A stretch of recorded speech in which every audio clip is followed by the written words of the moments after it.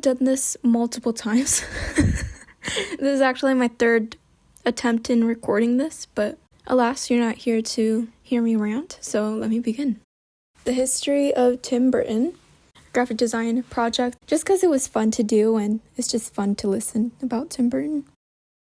The history of Tim Burton, behind the creative mind of Tim Burton, his upbringing, his accomplishments, his style. So, at a very young age, Tim Burton was always the creative type. He was into painting, drawing, sketching, claymation. He did his first short film at the age of 11, and he was heavily inspired on horror and sci-fi films. And one of the movies he was inspired by was Frankenstein. But it was an old black and white film. I believe it was in the 30s. And he entered local art contests, and he managed to win some of them. One of them being this photography old film, and he managed to win it. 1973, this was the time he was in high school, and he was just known as being a very odd person. He enjoyed spending his free time at graveyards, and to us it's morbid, but to him it was just normal, and it was just a sense of peace that he felt. And he also liked going to wax museums. I have no idea why. I couldn't find any more information about that. He always had an inverse relationship with his surroundings. So he was born in Burbank, California, and that's where he grew up. So it was always sunny, people were happy, and that's not what he related to. He was moody, he wasn't happy. And he also spent time with people that don't have similar ideas or common ideas. These people are non-conformists, people who tend to believe in different norms out of the sense of normal. 1980. So Tim Burton has always had a very tense, negative, positive relationship with Disney throughout his whole career. He studied at the California Institute of Arts, which is near the one in Santa Clarita near LA. And he actually was in the newly instated Disney animation programs when it was first launched. He'd always had a lot of concepts for films or just ideas in general, and Disney rejected a lot of them, and one of them being Nightmare Before Christmas, and that being one of the most biggest franchise there is. So just to show you, they don't always understand the vision, you know. Disney did like his art style, stating that it's solid and imaginary. Burton made concept art for Fox and the Hound and Black Cauldron. Black Cauldron, I recommend you guys to search it up.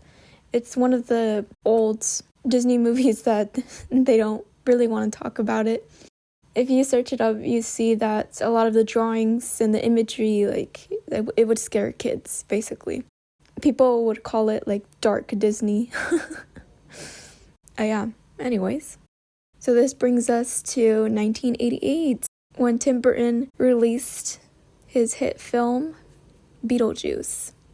And it was his first animated film that he released, and from this film he was able to create his own production team, so a team of artists and actors and stage animation and just a whole network of people to work for him and to create his vision. And from this point on, he was able to release Batman, Edward Scissorhands, Nightmare Before Christmas, Sleepy Hollow, and these are examples of just the many, many movies he's made.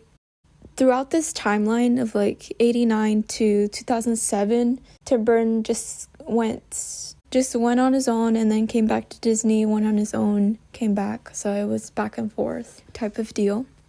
He often works with these two actors, and you probably know them if you've seen his movies. You tend to notice that he always puts Johnny Depp and Helena Bonham Carter in his movies. Johnny Depp is a very good friend of his, and Helena is his ex-wife. So he always tends to gravitate towards these two actors in his multiple universes. And then now that we talked about Tim Burton and his timeline, now I'll talk about his style. So this is not the first time we've ever seen this style before. This is actually an art influence called Expressionism, which was very popular in the 1920s, specifically in Germany, but it went throughout Europe, basically in everything, in art, photography, films. Expressionism, meaning dreamlike, not reality, built with tension in black and white. But Tim Burton ultimately made it come back into style, and it was coined the term Burtonesque, which is to describe the style of Burton himself. Gothic and full of juxtapositions. Throughout all of his films, you see scenes where, for example, Edward Scissorhands, the set takes place in a suburban neighborhood. It was colorful, neatly cut, really neat and colorful. And then Edward Scissorhands himself, very dull and wearing all black. That's just one comparison out of many others that you could see throughout his scenes. Resources that I got my information from. And thank you for listening. This concludes my History of Tim Burton project.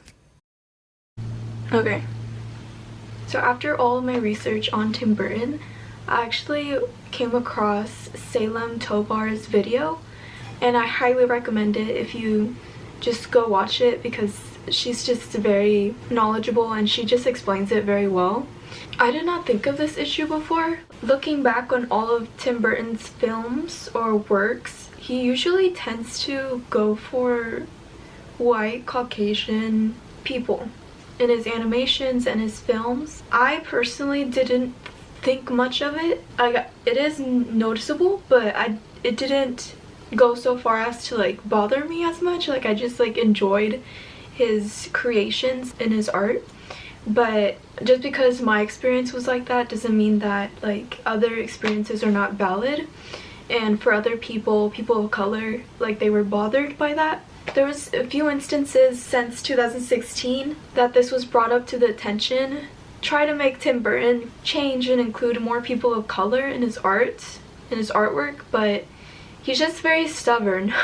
Usually when you try to give criticism to a creator or an artist, they tend to listen to their audience but never changed anything. He's just like, whatever, I do what I want.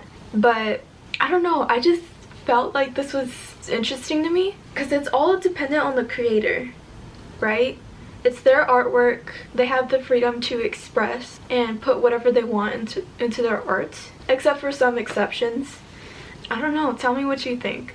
I just wanted to include this as additional information about Tim Burton. I just found this topic interesting, and I definitely will link 𝓐𝓸𝓻𝓮's video down below. I definitely recommend her channel. She's a good content creator. But anyways, I hope you guys enjoyed this video. I know it's a lot different from my other videos, but I don't know, I created this project in graphic design. I presented it, and I really wanted to present it on here too. A ton of fun making it. So I hope you enjoyed. Like, comment, you know the rest. Thank you guys so much, and I'll see you guys in my next video. Bye guys. I like this eye look today.